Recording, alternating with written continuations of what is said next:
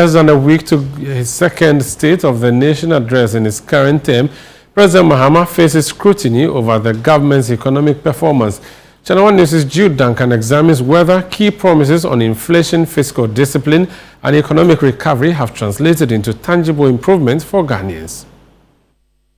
When President John Dramani Mahama assumed office, he pledged to stabilize Ghana's struggling economy and reset it on a path of growth and prosperity, following what he described as economic mismanagement under the previous administration.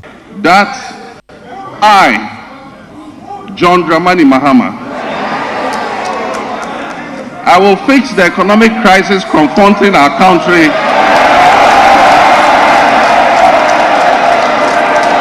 and reset it on a path of growth and prosperity.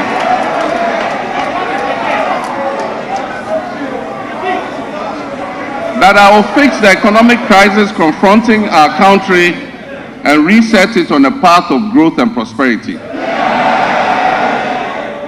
My government, working with you and every Ghanaian, will solve the challenges because we have developed a plan with our people's support. I was aware that huge problems awaited me upon assumption of office, but nothing could prepare anyone for the reality of the depths to which our economy and our governance had sunk.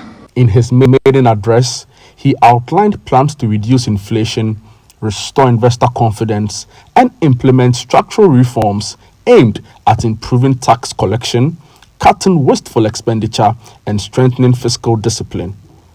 Official figures show inflation declined sharply from 23.8% in December 2024 to 5.4% in December 2025, a development government cites as evidence of macroeconomic stabilization. But economists say the real test lies beyond the numbers. In an interview with ChannelOne News, Professor Godfred Bobkin of the University of Ghana Business School said, while macroeconomic indicators have improved, the gains must translate into job creation, reduced inequality, and meaningful poverty alleviation. The approach government adopted to resetting the economy has worked to a large extent in terms of resetting the economic fundamentals.